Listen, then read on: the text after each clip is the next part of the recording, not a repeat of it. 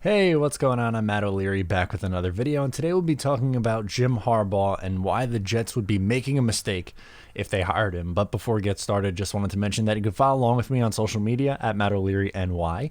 If you haven't already, please make sure to check out the podcast wherever it is that you get your podcasts. You can call in, leave me a question. I'll try to get to it on the show.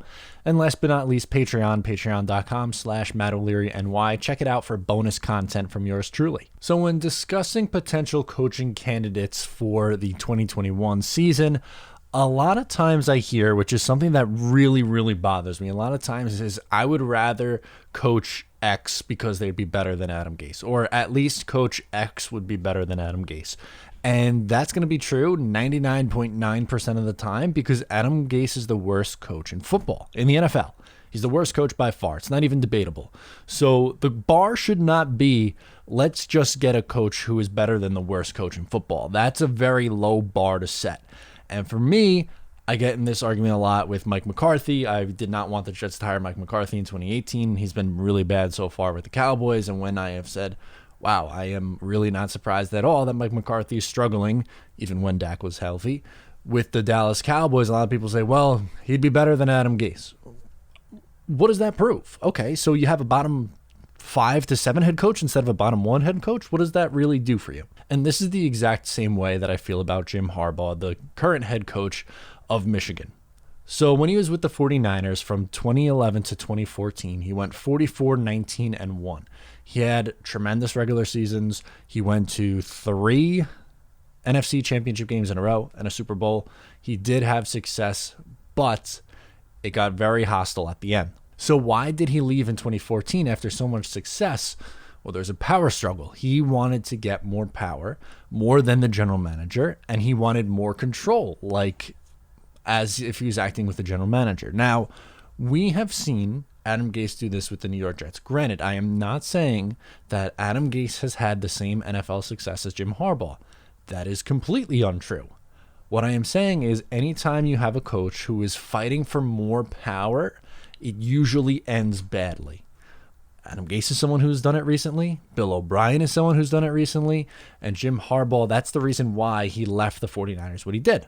He's also not an easy guy to work with. A former teammate had this to say. Teammate Wally Richardson said, I like Jim. He was a good teammate, but I think his personality just kind of wears on people, which is true. He never lasts very long in places. He was a short stint in Stanford. He was a short stint with the 49ers. He's going to be a short stint with Michigan. He is not a long-term solution, especially at the NFL, because his shtick wears really thin.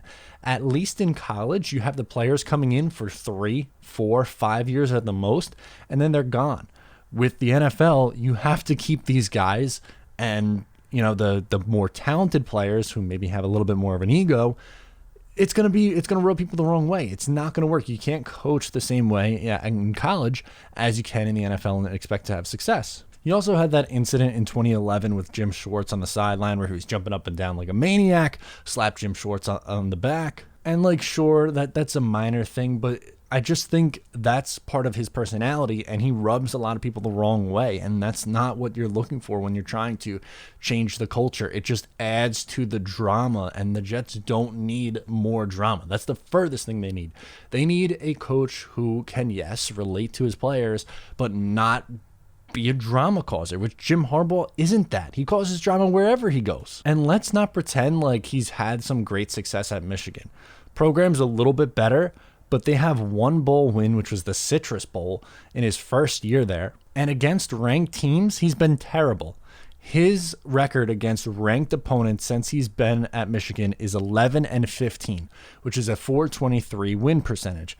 But against top 10 teams, which the .423 is not good, but if you're just looking at top 10 teams in college football, he is 2-12 against top 10 teams, a .143 win percentage. That's not good enough. I'm sorry. He's been extremely inconsistent offensively, which is supposed to be his specialty. I mean, he played the quarterback position in the NFL. His offense from 2019, I'm not counting the 3 games in 2020, from 2019, working our way back to 2015, here's how his offense is ranked in college football. 44th, 21st, 91st, 11th, and 50th. It's like 1 year really bad, next year okay to decent, next year really bad, step up, step down. It's one step forward, two steps back. And I want no part of it. I really don't. Another thing that I look at is Shea Patterson's development or lack thereof. He transferred to Michigan and was supposed to be a really good prospect for them, and he never took that next step forward. And the guy's not even in the NFL. Like, the expectation was for him to come in and at least be draftable, which he wasn't. He's not a good college football player. He was not able to take the next step. And is some of that on the player? Of course. But when you're a former quarterback, the expectation is for you to be someone who gets the most out of his quarterbacks, which isn't the case, at least not at Michigan. From 2016 to 2020, 12 offensive players have been drafted out of Michigan. So that's during the time that Jim Harbaugh was there. Working our way backwards, and I'm not going to include the 2020 class. It's still new. 2019, working our way back to 2016. Zach Gentry has 1 catch in 2 years. Mason Cole's a starting center for the Arizona Cardinals. That's solid. Amara Darboh has 8 catches in his entire career. J.U. Chason, Jets legend J.U. Chason, has 3 career receptions. Jake Butt has 10 catches in 4 years. Graham Glasnow, starting guard for Denver. That's a good player.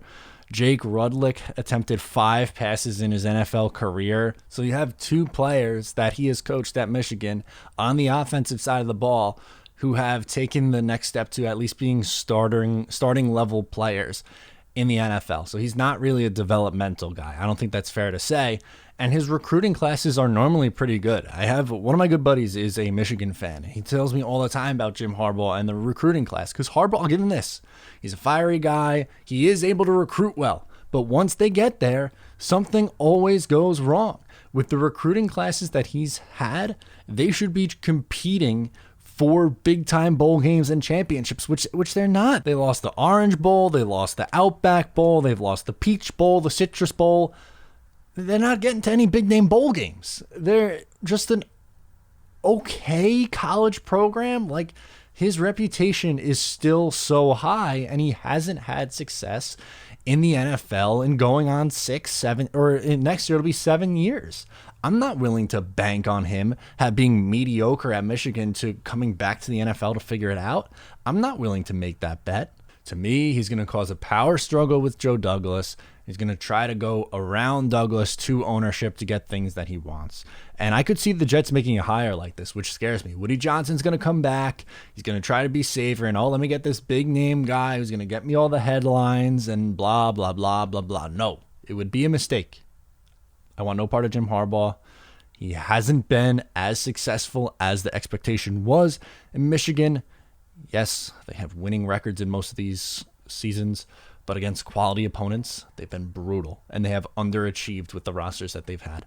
So I want no part of Jim Harbaugh. Let me know how you feel in the comments down below. Once again, I'm Matt O'Leary. Make sure to subscribe if you're new, and I will talk to you next time.